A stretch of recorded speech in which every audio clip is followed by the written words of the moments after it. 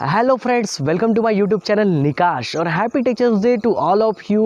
और आज सभी शिक्षक शिक्षिकाओं को और मेरे यूट्यूब परिवार को, आप सभी को टीचर्स डे की बहुत बहुत शुभकामनाएं। दोस्तों, आज हमारे मॉडर्न लाइफ में, आज हमारे जीवन में कहीं ना कहीं हम गुरु का महत्व भूलते जा रहे हैं। गुरु हमारे जीवन में क्या इम्पोर्टेंट रोल प्ले करते हैं, ये हम भूलते जा रहे हैं।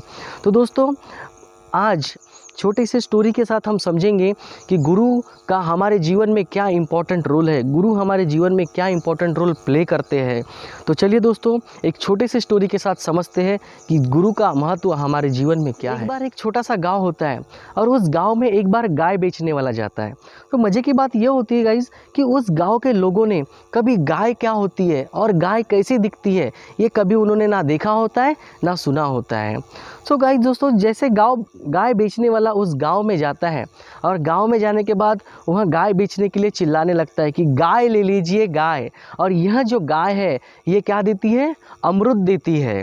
तो दोस्तों, गांव के लोग यह सब सुनकर विस्मित हो जाते हैं कि गाय जो होती है अमृत देती है।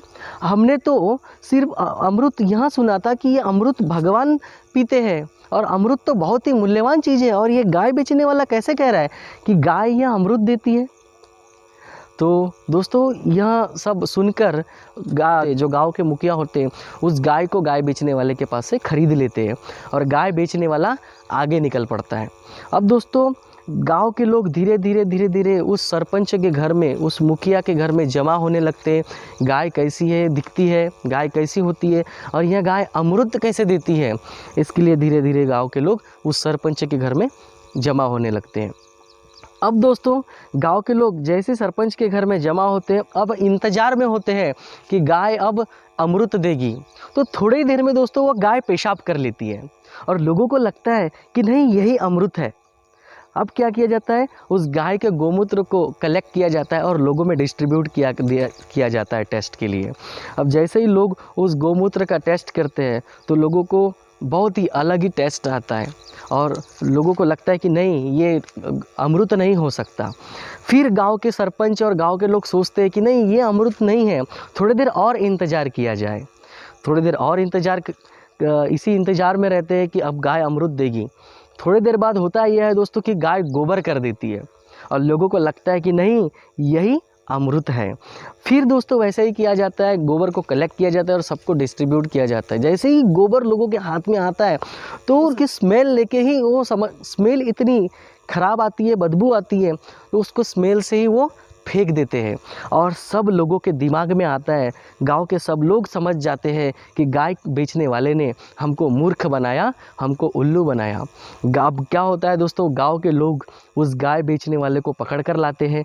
पकड़ के लाने के बाद सरपंच के सामने उसको खड़ा किया जाता है और जो भी उनके साथ किस्सा हुआ वो किस्सा सब गाय बेचने वाले को बताया जाता है। गाय बेचने वाला ये सब सुनकर बहुत ही हंस पड़ता है और सरपंच से कहता है कि सरपंच जी, मुझे सिर्फ आप एक दिन का समय दीजिए। सरपंच जी उसे एक दिन का समय देते हैं। तो दूसरे दिन दोस्तों, गाय बेचने वाला गाय के पास आता है, बाल्टी लेता है और गाय से दूध निकालता है और गाय से दूध निकालने के बाद उस गाय के दूध में शक्कर मिला के दूध को पकाता है और भी अच्छे सामग्री बनाता है, दूध, दही, लोनी, इन तरह की सामग्री बनाने के बाद गाँव वालों को वो पिलाता है।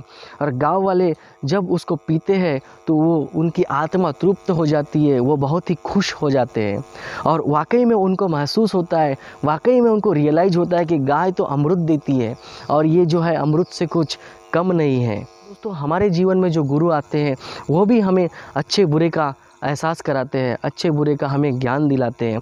गुरु जो है हमारे जीवन में, गुरु जो है हमें अंधकार से प्रकाश की ओर ले जाते हैं, अच्छे बुरे का रास्ता दिखाते हैं। यहाँ पर गाय बेचने वाला मतलब गुरु है और गाय जो है दोस्तों, वह अच्छी किताबें और बुरी किताबें हैं।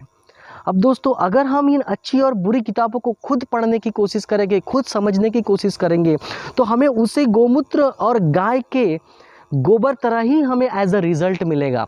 लेकिन अगर हम अपने जीवन में गुरु का सहारा लेते हैं, लेकिन अगर हम अपने जीवन में गुरु की मदद लेते हैं और उनके बताए पदचिन्हों पर चलते हैं, तो एज रिज़ल्ट हमें भी अपने जीवन में अमृत को पा सकते हैं, अमृत रूपी ज्ञान को पा सकते हैं।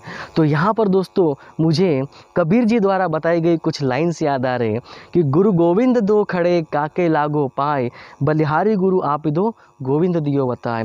कबीर जी खुद कहते हैं यहाँ पर कि गोविंद और गुरु मेरे सामने खड़े हैं, मगर मैं गुरु को प्राथमिकता देना चाहता हूँ, मैं गुरु के पैर पड़ना चाहता हूँ, क्योंकि इस ईश्वर के पास, इस परमपिता परमेश्वर के पास मुझे पहुंचाने के लिए, इस परमपिता परमेश्वर को मुझे प्राप्त करने के लिए जो मार्ग बताया, जो रास्ता दिखाया, ये मेरे गुरु ने बताया। इसलिए कबीर जी यहाँ पर गुरु को प्राथमिकता देते हैं, गुरु को ज़्यादा महत्व देते हैं। सो गाइज़, आशा करता हूँ कि आज की स्टोरी आपको बहुत पसंद आई होगी, और आज की स्टोरी अगर आपको बहुत पसंद आई तो चैनल को लाइक, सब्सक्राइब और शेयर एंड कमेंट करना ना भूलें।